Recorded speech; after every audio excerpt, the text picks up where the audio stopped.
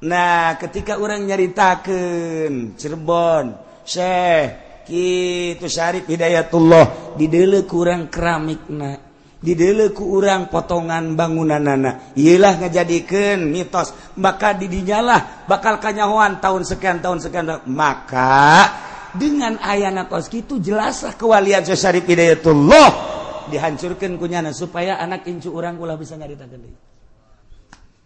Di urang tidak menutup kemungkinan bakalna Cirebon hancur, wali sanga kabeh dihancur-hancurkeun. Banten ge dihancurkeun. Supaya kuari mah urang masih kana bisa nyaritakeun, engke bukuna bakal dibeakeun kabeh beuleuh.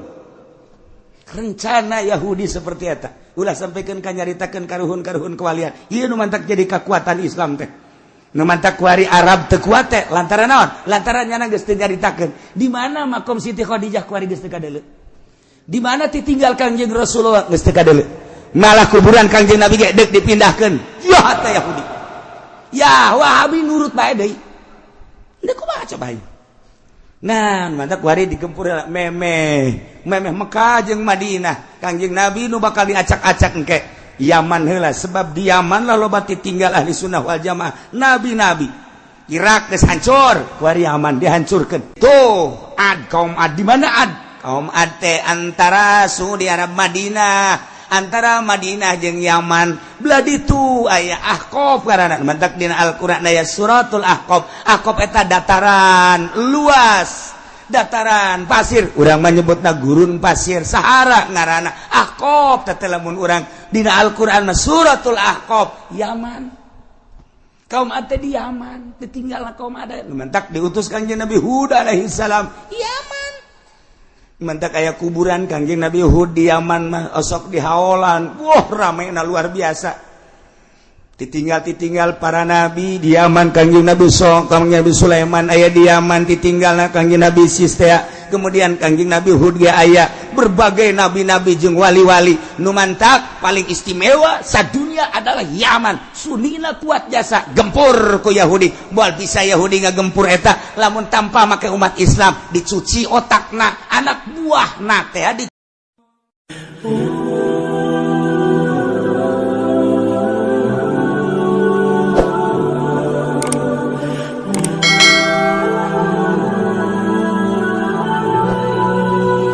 A'udzu billahi minasy syaithanir rajim.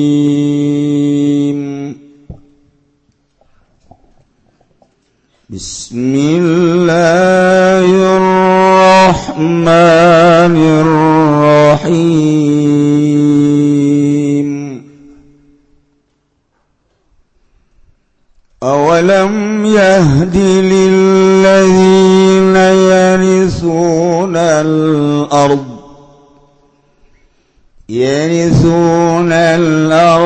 min ba'di ahliha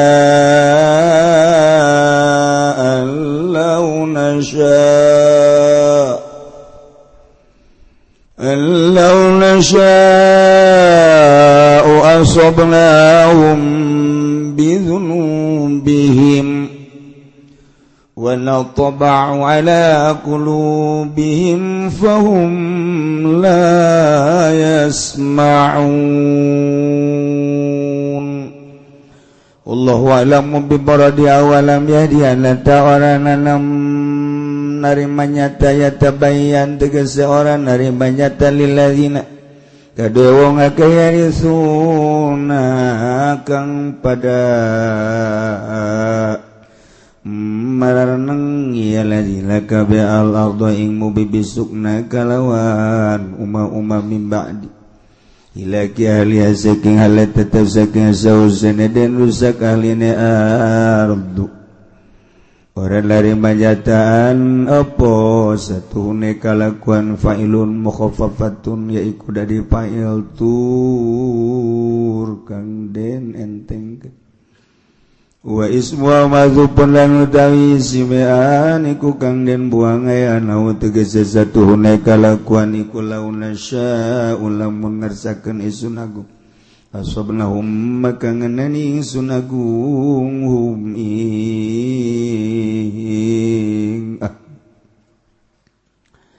bil azabi kalawan siksa atawa asabnahu maka ngenani ingsun agung huming alladzina lilladzina yarithuna al-ardh bil azabi kalawan siksa bi dzunubihim kalawan pirang-pirang dosane alladzina kama asabna min qablihim kaya oleh ngenani ingsun agung saking sadurunge alladzina wal hamzatul lan hamzah fil mawadhil arba'atin dalam pirang panggonan kang papat li taubih kumaidakeun kadue taubih ngamameleh wal fawal wa adakhil alaihim lil atfi lan utaifalan wa kang manjing atase karone kitu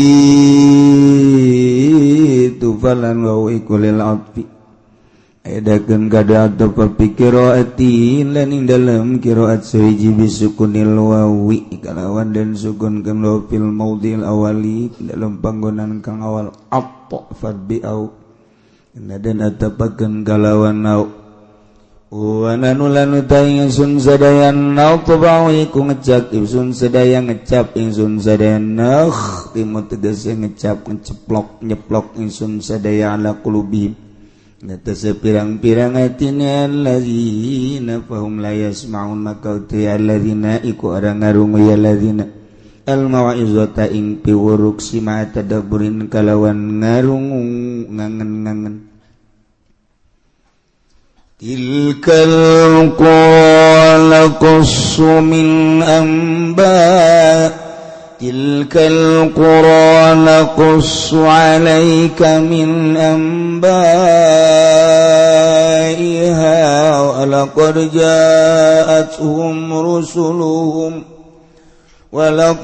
ja'atuhum rusuluhum bil bayyinati fama kanu liyu'minu bima kazzabu min qabl kadzalika yatba'u Allahu 'ala qulubil kafirin Allah alam bimuradi wa nahnu lan utawi ingsun agung natba'u iku ngecap ingsun agung nakhtimu wa tilka utai mangkono al-qura tilka utai mangkono qura al-qura sepirang kampung alati maradhikruha kang wis kaliwat apa nuture tilkal qura naqsu iku nyaritakeun ingsun agung alaika ing atase siraya Muhammad wa Muhammad bin amba'iha saking pirang-pirang carita anane tilkal qura akhbar yang lihat tegese pirang-pirang cerita nalikuro walaqad ja'at jumlahnya kitu teman-teman teka mingal qura rusuluhum apa pirang-pirang utusanane ahlul apa pirang-pirang utusanane tilkal qura bil bayyinati kalawan ngagawa sakeh mukjizat al mukjizat zahirati tegese sakeh mukjizat kang zahir fama kanu maka orangana ana ya ahlul yu'minu iku derpun yantang imankeun ya ahl inda majihim ing dalam narika tekane rusul bima kadzabu kalawan sebab barang kang ngagorohkeun ya ahl kafaru tegese kufur ya ahlu bi kalawan maming qablu saking sadurunge majihim tegese sadurunge tekane ya rusul balis tamaru balik tatara tetap ya rusul alal kubri balik tais tamaru tetap ya ahluha alal kubri ngatasi kubur kadzalika laka mangkono tabiat tabat tegese tabiat Allahu ngecap sapa Allah ala qulubil kafirin ngatasi pirang-pirang atine wong kang kafir kabeh wa ma wajadna li aktsarihim min ahd wa in wajadna aktsarahum lafasikin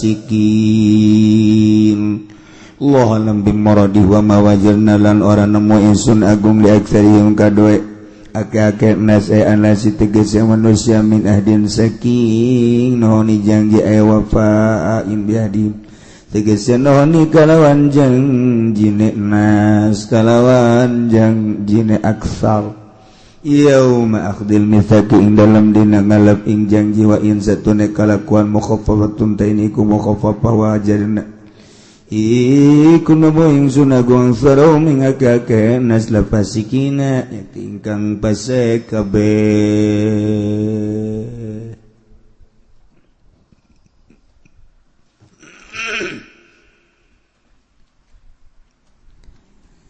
sabada Allah ngajelaskeun negara-negara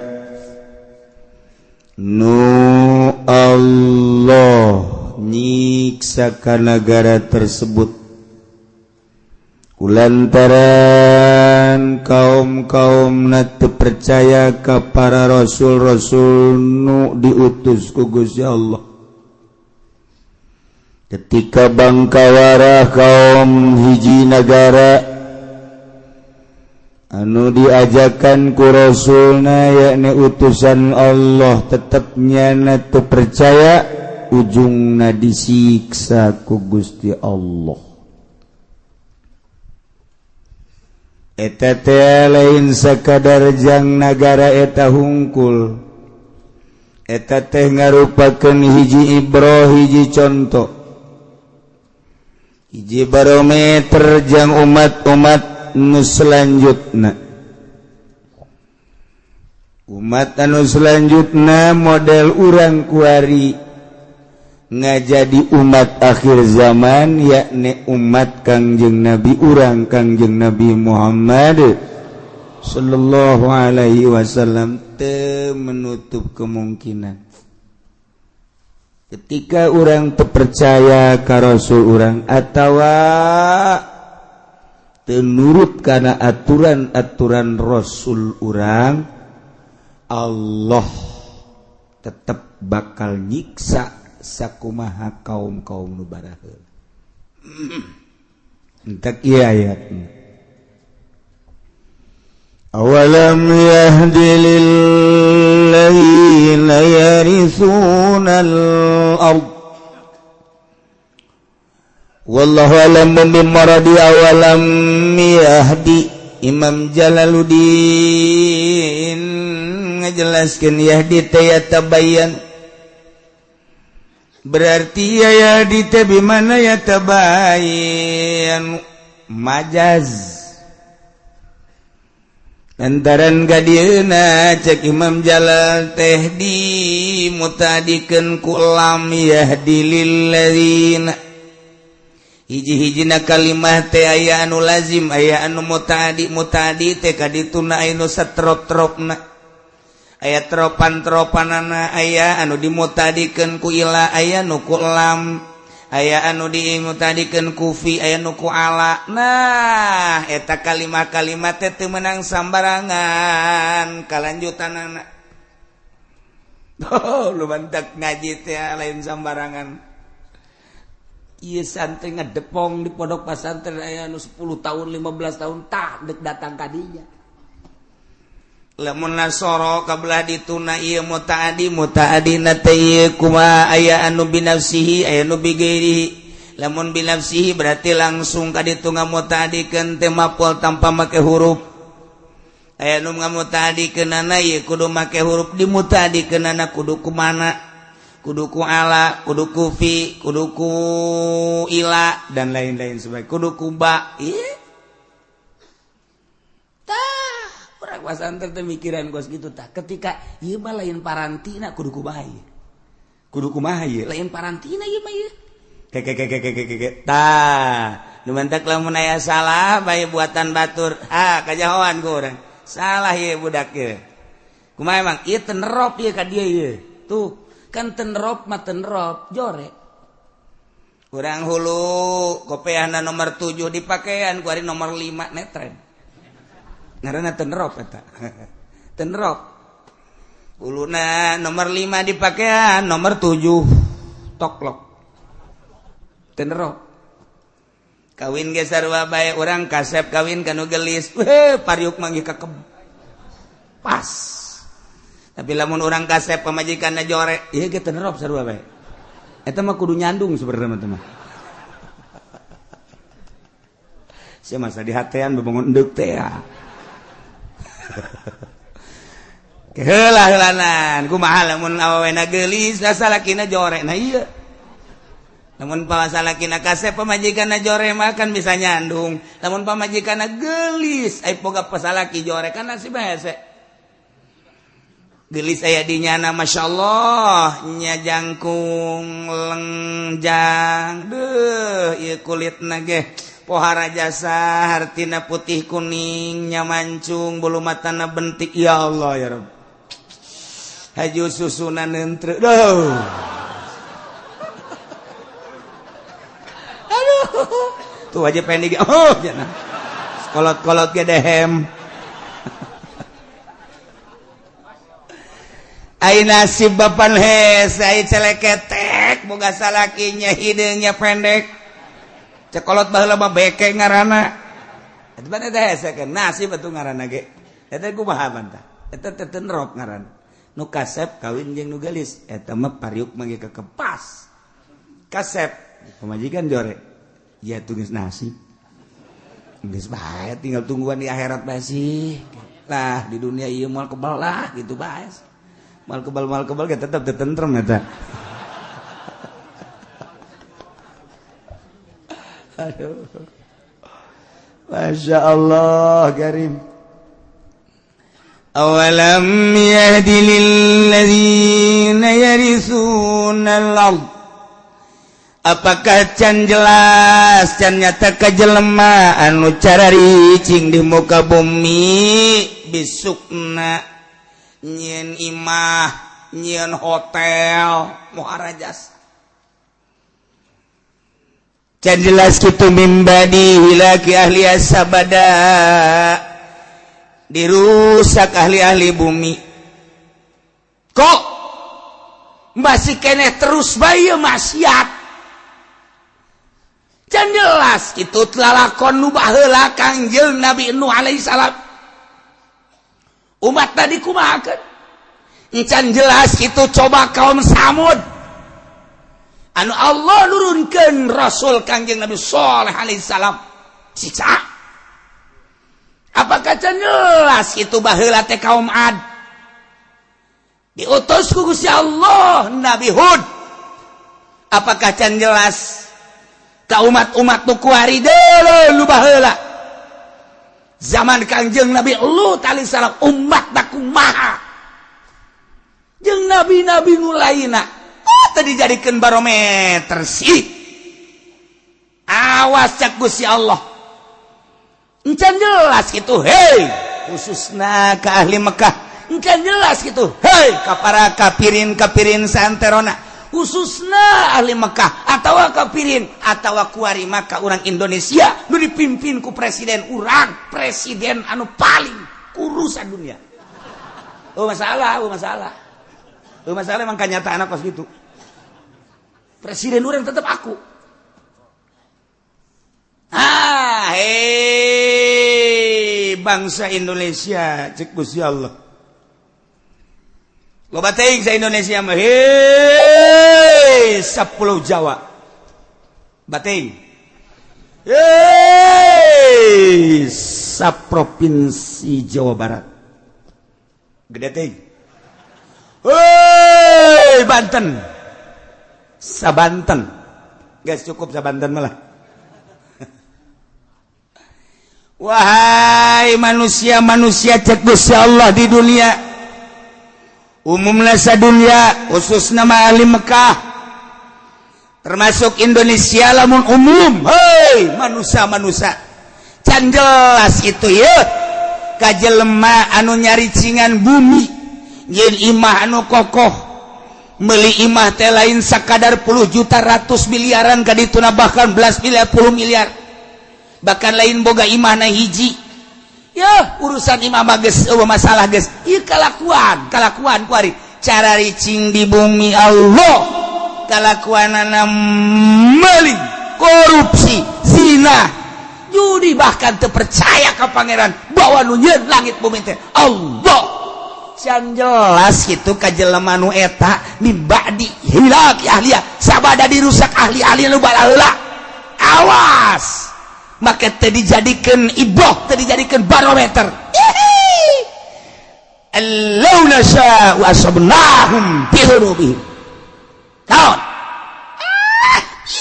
lamun aing ngersakeun sarua aing nyiksa ka sia sakumaha umat baheula ku dosa-dosa sia lamun sia dosana zina sarua jeung umat Kangjeng Nabi Lut ngadumling moal henteu ku aing disiksa saperti Kangjeng Nabi Lut umatna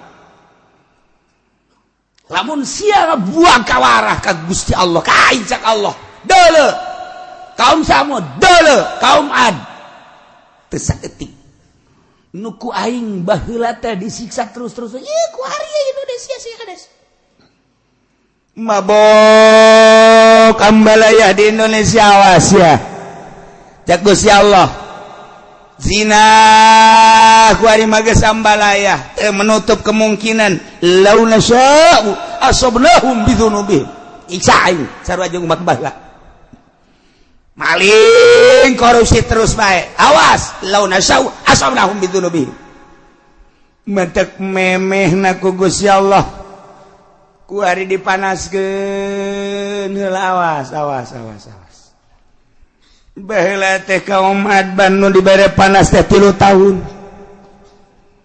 teu hujan 3 tahun bayangkeun 3 tahun teu hujan hese ka dieu ka ditu tatangkalan geus tandus 3 tahun atuh hujan batla luar biasa turun Rasul diturunkan ku Gusti Allah Kangjeng Nabi Hud alaihissalam dakwah bejakeun Hud ka umat lamun hayang subur mahmur lah jinawi percayana ulah ka batu nyembahna ulah ka makhluk coba ka aing kitu bejakeun dakwah Kangjeng Nabi Hud terus-terusan dilelewe ku umatna terus bae dilelewe saeutik pisan mu iman ka Kangjeng Nabi Hud panas makin menjadi-jadi diutus salah seorang ka Baitullah datang ka ditu ka Baitullah nu kamari didongengkeun teh ayalah kiriman teh mega mendung wah bararungah majar teh bakal hujan ternyata angin ngagelebuk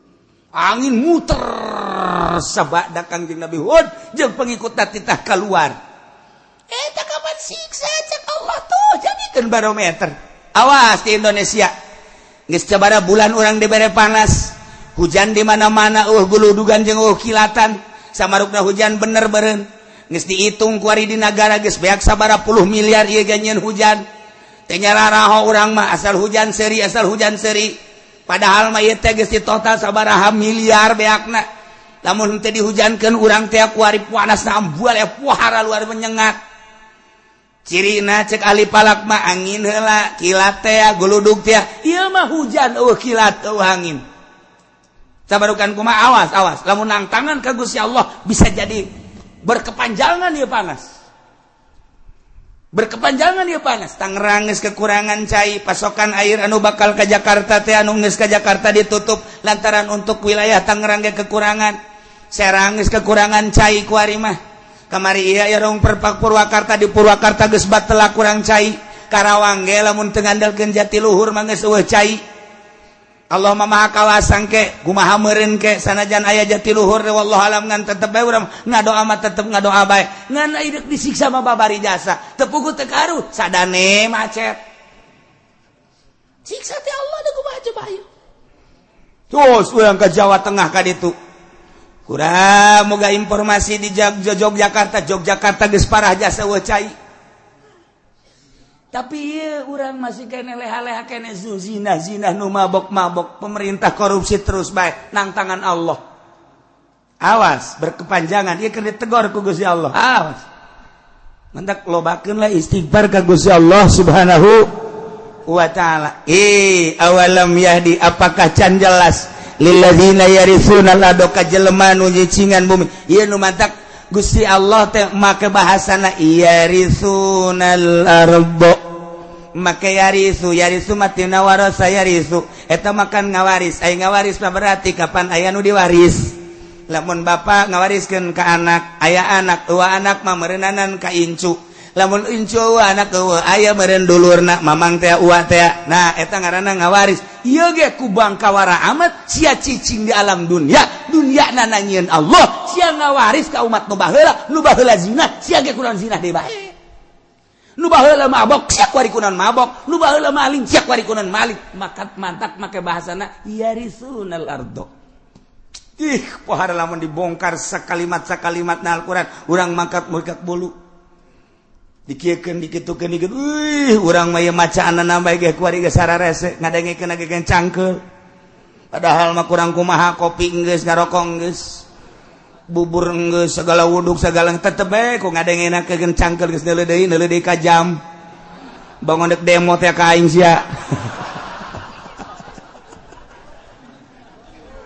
Aduh Gusti Allah aku ento ngeta mun boga janji meureun neuleuh deui jam ieu janji aing jeung jahe.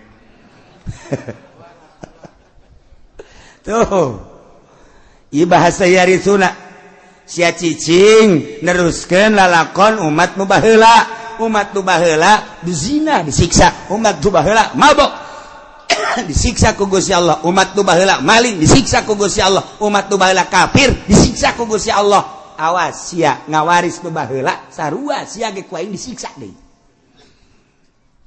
geus kasaksian ku urang kamari ieu tsunami beuh 200.000 manusia asahina jasa mobil single yang imah bangunan single lenceng asahina jasa kabeh ge dunia jeung manusia seusina asahina urang neuleuh tsunami gempa Yogyakarta tsunami Pangandaran gempa Sukabumi Gunung Galunggung Yogyakarta gunung deui kuari ke batuk-batuk bae gunung deui sarua bae teguran ti Gusti Allah. Ieu teh ulah kejadian alam sakumaha nu kamari dicaritakeun ieu teh teguran ti Gusti Allah kuari panas teguran ti Gusti Allah. Ayo sia Presiden Jokowi nek merubah tentang perekonomian sia nek beralih nu tadina Amerika kuari dek diasupkeun Hong Kong Cina kuari sia dek diasupkeun Cina kuari berangkat ya negara teh hayo sia Amerika tetap baik terus mendesak Cina geus diasupkeun ka urang geus dibuka lebar-lebar asup ka urang sementara jeung Amerika ge can selesai dolar ditaekeun ku Amerika tina 9 naik 10 naik 11 naik 12 naik 13 ku hari geus 13,9 geus 14 ayo sia udag-udagan jeung aing berangkat sia Cina cek Amerika perang Cina jeung Amerika di negara urang ti perekonomian urang teh naon urang teh naon kok jadi kos kieu sih kok jadi kos kieu sih kok beusi meuli 2.000 ngajual buru 1.000 kok beusi meuli 3.000 dijual 2.000 atuh ieu mah bebeakan ka kolor-kolor ieu mah lain gulung tiker gulung bale ieu mah tuh tidak kumaha coba ieu perang urang teh nyaho bangsa Indonesia mah kulantaran bodoh atuh seserian bae bodoh orang Indonesia mah teu nyahoana naon ieu teh keur perang Cina jeung Amerika di bidang perekonomian kulantaran perekonomian jadi tombaknya tolak ukurna perpolitikan teh jalan perpolitikan di urang teh teu stabil deuk kabangun kumaha lamun perekonomianna macet kuari Cina kakarak dibuka asuplah ka urang produksi encan Amerika dikatukangkeun sedengkeun bahan baku beelianna kudu make dolar taekeun sia ku aing kaudag moal ku sia sementara hitung-hitungan anak ahli ekonomi di urang teh encan mampu kos kieu keberadaan anak dek kumaha sedengkeun jelema nyeun pabrik di depan eta teh make duit negara sekian triliun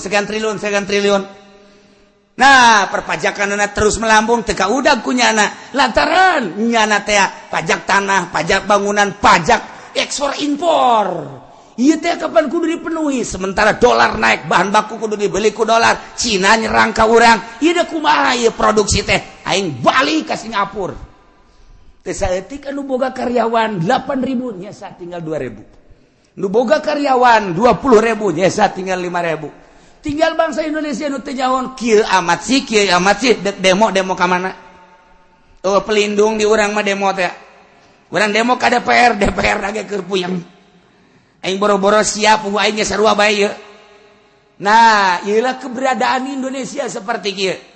Nah, hakikat mah menang Allah keur dicoba heulanan. Urang mun carita hakikat syariatna aturanana Jokowi nu boga.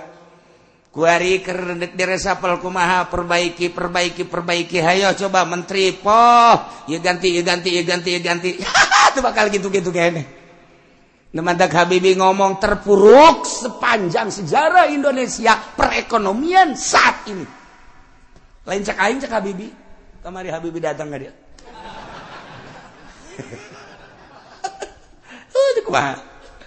nah ieu keur carita keberadaan negara kemudian panas sakallah ayo sia dek jeung aing udag-udagan sia ayo sia dek ngaluhurkeun pertanian Jawa Timur akan ditingkatkan pertanian Jawa Tengah Jawa Barat geus dipersiapkan di Palembang di Medan di berbagai daerah pokoknya ditingkatkan pertanian sebab naon perekonomian bakal macet kunya geus ka itu ieu perekonomian industri bakal macet sebab moal kaudag melalui dolar ditaekeun ku Amerika hayo hayang nyaho udag-udagan perang Cina jeung Amerika asal Cina naik perang lamun Cina terus memaksa dolar bakal 15 lamun Cina terus bae ku Indonesia dibere diketeruskeun naik 16.000 je dari kumaha eta mah perang nyana ayo cek Amerika je kos gitulah perang beda deui jeung perang di Irak lain deui di Irak mah ai di Irak mah Saddam Hussein teh je deuleu sejarah cek Saddam Hussein manyaing teu mampu sih kok transaksi make kitu ilang dolar bae ku ini ditaekeun Islam teh dolar ku ari teu bisa transaksi di Irak meuli minyak kudu make dinar meuli minyak kudu make dirham uang Irak Iran kitu kene sepakat boh bingung kalah Amerika sakedeung nyieun lah nyana perkumpulan ieu mah lamun diteruskeun bakalna negara Islam di mana-mana bakal terulang kembali wali sanga zaman kitu Raden Patah dengan Saddam Hussein Islam akan tinggi urang mah teh nyaho minyak dengan sakitu perang perekonomian nah dijadikan biologi padahal di Irak teh ngan omongan Amerika teh dihajar ku Amerika sorangan moal kuat Irak dihajar ku dua anjing iris moal kuat dihajar jeung Prancis moal kuat nyeulah multinasional hajar Saddam Hussein sebab urang bahaya ka dituna bisa-bisa Islam naik deui Islam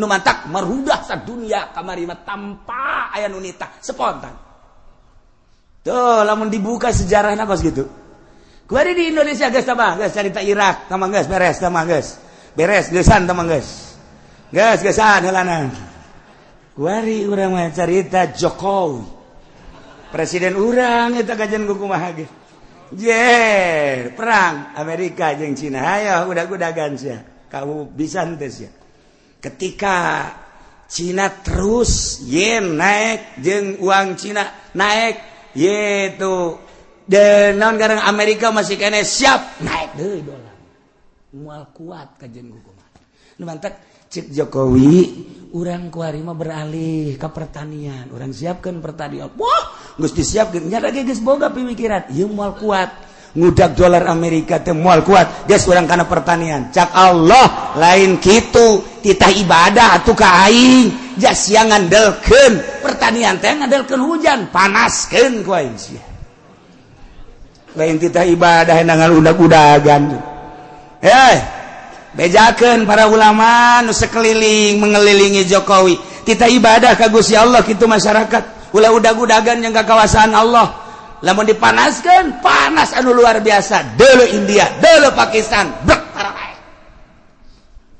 di tropis tinggal tropis Allah maha sagala-galan awalam yahdi apakah teu jelas ka jelema anu seakan-akan mempusakai bumi cicing teh nyana jadi warisan dianggap pusaka bisukna cicing imah-imah sangeunahna bae sabada dirusak ahlina nu baheula encan jelas Allahu nasya'u lamun teh mah kaula ngersakeun asobnahum kaula ge bakal ngeunaan ka manehna siksa ku sebab dosa-dosa nawas wa natba'u ala qulubihim fahum la yasma'un kaula nu agung teh geus ngelak geus ngecap geus nyeplok kana hate-hatena jelema nu bereheula manan manehanna teh iman teh manan-manehanana teu percaya ajuku kaula disiksa hajunya nanah teu daekeun ngadenge kana piwuruk-piwuruk si mata daburin ngan sakadar didengekeun dipikir henteu sakadar ngadengekeun dilaksanakeun henteu akhirna jadi guguyon siksa ku aitah jelema-jelema nu bara heula teh nu mantak disiksa teh teu percaya ka aing hatena ku aing geus dicap diceplok distempel geus moal iman kulantaran buang kawarah jasa teu menutup kemungkinan anu ngawariskeun taneuh nu bara heula di urang zaman Bung Karno masyaallah menyatus desa Bang sampai Merauke Bung Karno mah menyatukan umat musyawarah jeung para penggede jeung para inohong tokoh-tokoh masyarakat berbagai lapisanana politikus ekonomi jeung ahli agamana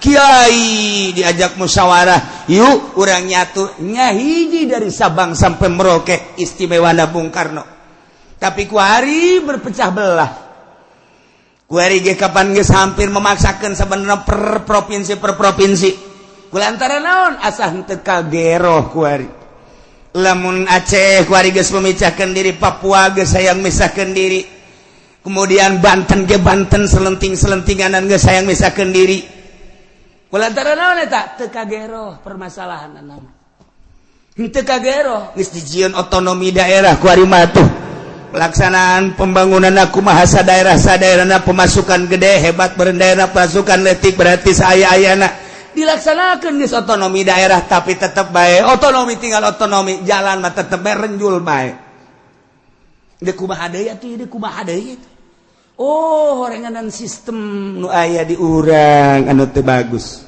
atawa manusia-manusiana geus bohong kana sistem nu aya geus kudu dikumahakeun ieu mah keur nyaritakeun kabangkrutan urang diceplok ku Allah komo lamun datang ka lain sekedar mabok lain sekedar zinah lain sekedar korupsi bahkan manehanana kufur teu percaya ka Allah ieu diceplok ku Gusti Allah asal geus kararitu deulekeun cak Allah law nasya'u asabnahum bidzunubin siksa ku aing teu menutup kemungkinan cara umat nu baheula jaga ku urang tina siksa Allah urangna babalik ka Gusti Allah subhanahu wa ta'ala tilkal quratuh kampung tuh negara tuh kota allati maradzikruha nu geus dicaritakeun tadi geus kaliwat naqussu alaika kaula nu agung nyaritakeun ka anjeun ya Muhammad Muhammad min ambaiha tina caritaan-caritaan eta negara tuh dele ketika di Irak bangkawarah manusia setelah Kangjeng Nabi Adam turun di India kemudian anak baranakan Kangjeng Nabi Adam teh kemudian tes Kangjeng Nabi Adam Kangjeng Nabi Idris di Irak dilanjutkan ku Kangjeng Nabi Nuh alaihis tilkal quratuh kampung Irak tuh negara Irak utara di situlah Kangjeng Nabi Nuh dilahirkan didinya lah Kangjeng Nabi Nuh dakwah di tengah-tengah masyarakat anu luar biasa biadabna didinya maling didinya zina saha nu gagah saha nu menang teu percaya bahwa langit bumi nangieun Allah Kangjeng Nabi Nuh diutus titah iman ka Allah disengsarikeun 950 tahun Kangjeng Nabi Nuh umurna 1000 tahun 950 tahun eueuh nu iman eta dakwah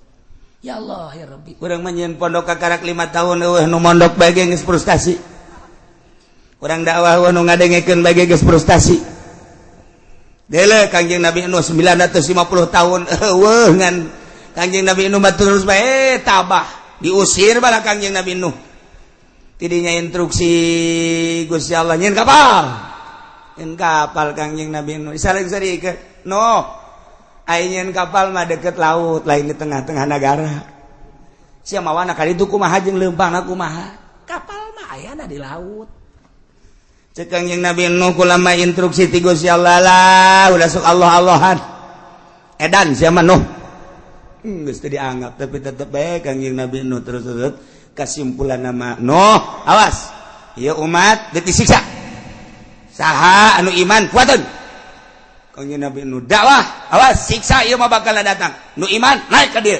naik anak Kangjeng Nabi Nuh 4 Yapis ham nah Kanan nutilu asup kalau ka parahu nu hiji Kanan mah anak sorangan Kanan teu percaya ka Abah.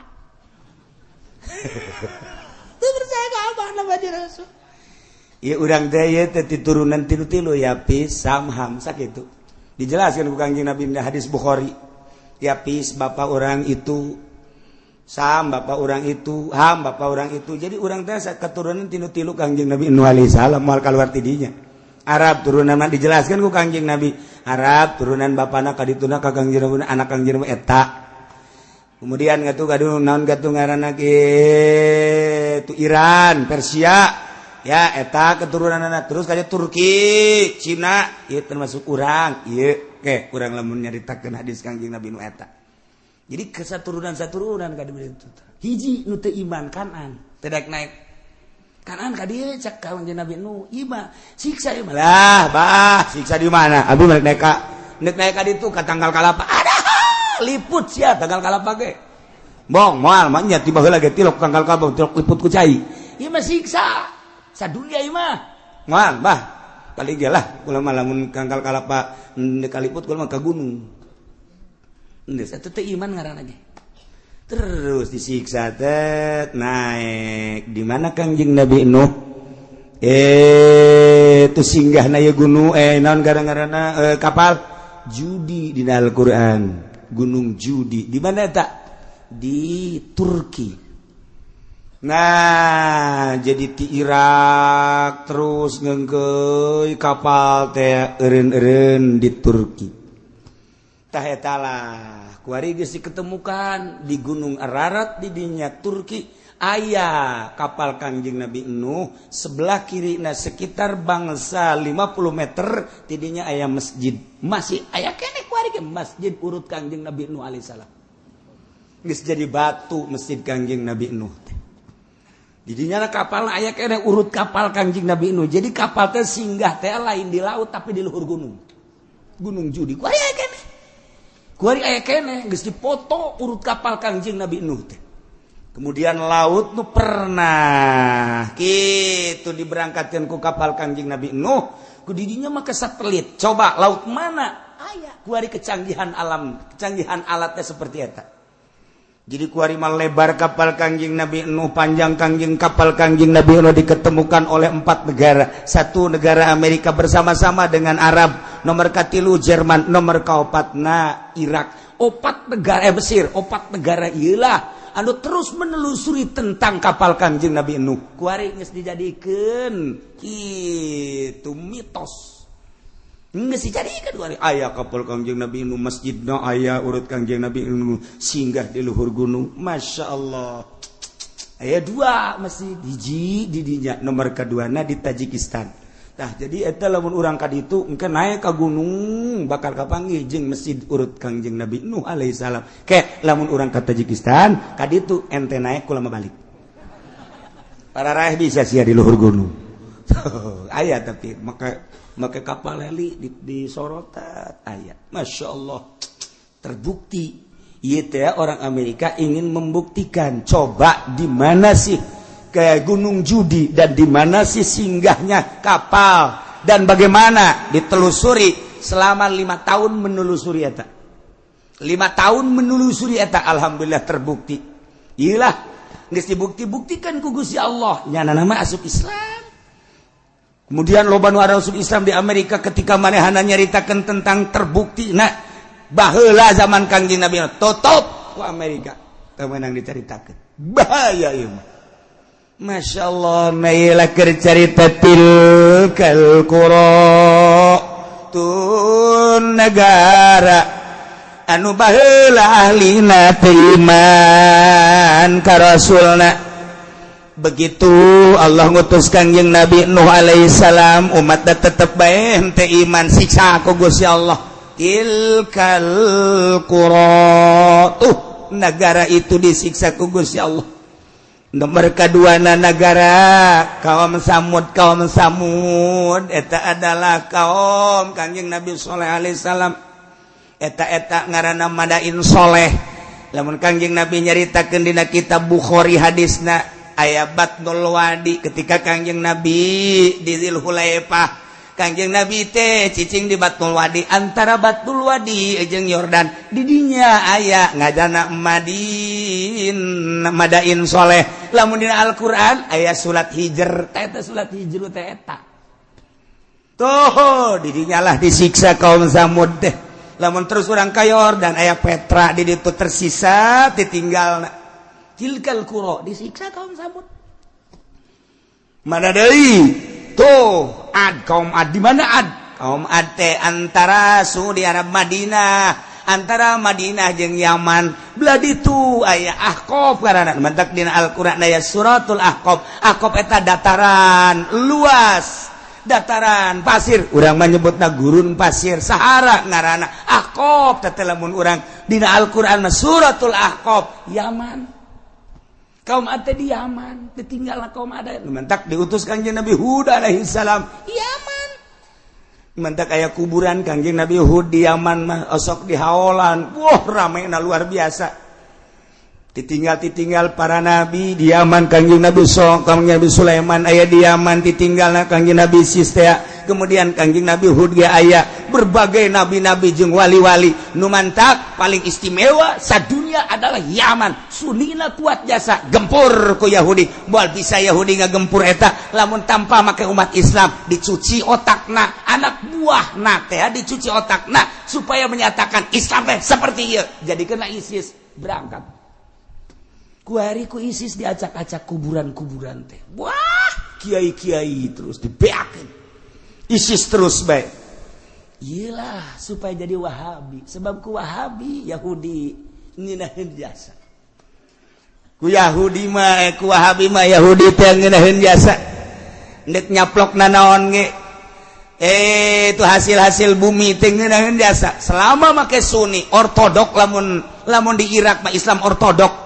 Ahli toriko, iya bahaya. Urang teh teu meunang nyaritakeun tentang tuh Tuan Abdul Qadir. Urang teu meunang nyaritakeun tentang Kangjeng Nabi urang. Urang teu meunang nyaritakeun tabaruk. Yahudi teh ngaulahkeun. Hese ku Yahudi mah melalui Wahabi. Kos kitulah kuari asup ka Indonesia Wahabi. Syiah asup. Mentak lobalah pertanyaan-pertanyaan mahasiswa untuk mempertanyakan kebenaran kewalian Maulana Hasanuddin. Mempertanyakan kebenaran kewaliannya Syekh Yusuf, mempertanyakan kewaliannya Syekh itu Asnawi, mempertanyakan kewalian Wali Sanga. Ketika orang nyaritakeun nyana wali, apa dasar kewaliannya? Coba, lamun tahun-tahun sabaraha, naon ditinggalna. Nah, ketika orang nyaritakeun Cirebon Syekh kitu Syarif Hidayatullah dideuleu ku urang keramikna, dideuleu ku urang potongan bangunanana, ieulah ngajadikeun mitos, maka didinyalah bakal kanyahoan tahun sekian. Maka dengan ayana kos kitu jelaslah kewalian Syekh Syarif Hidayatullah dihancurkeun ku nyana supaya anak incu urang ulah bisa ngaritakeun deui.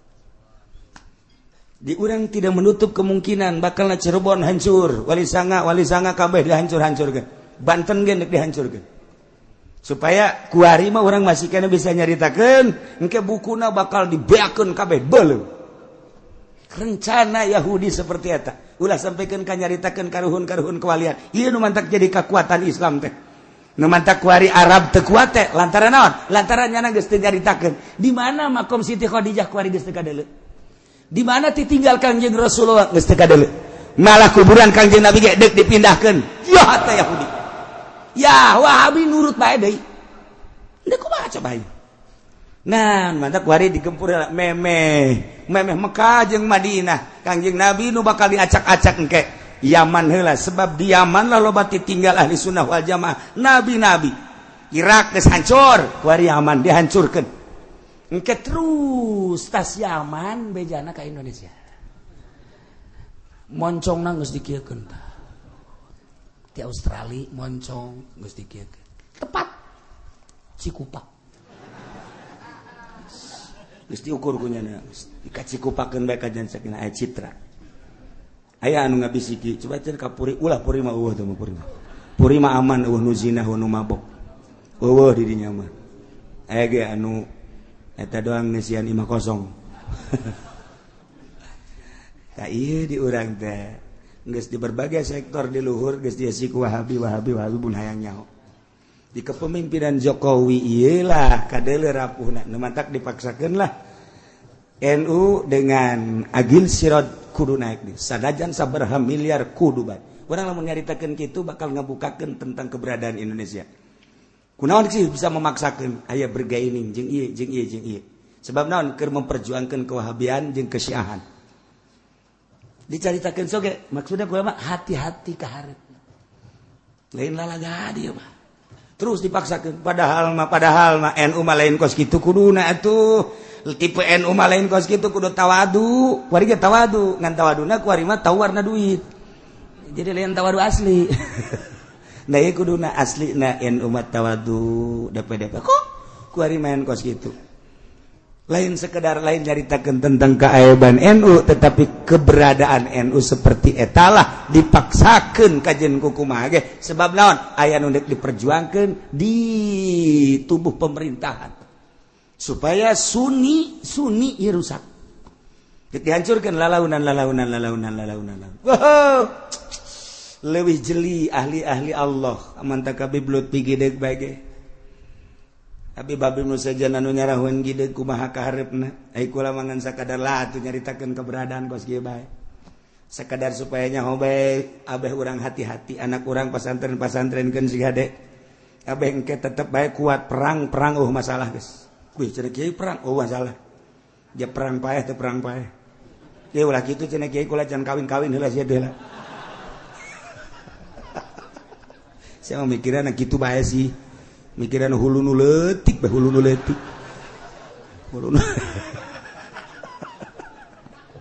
kula mah ingat mikiran hulu nu leutik sok inget ka jelema ku boga pamajikan opat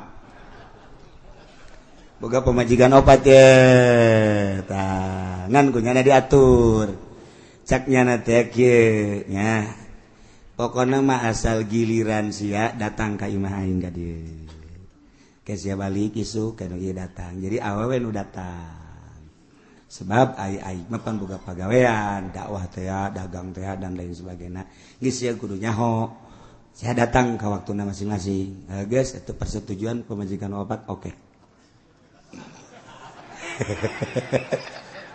gara-gara nama ieu tah hulu nu leutik aing jadi inget bae tungtung nama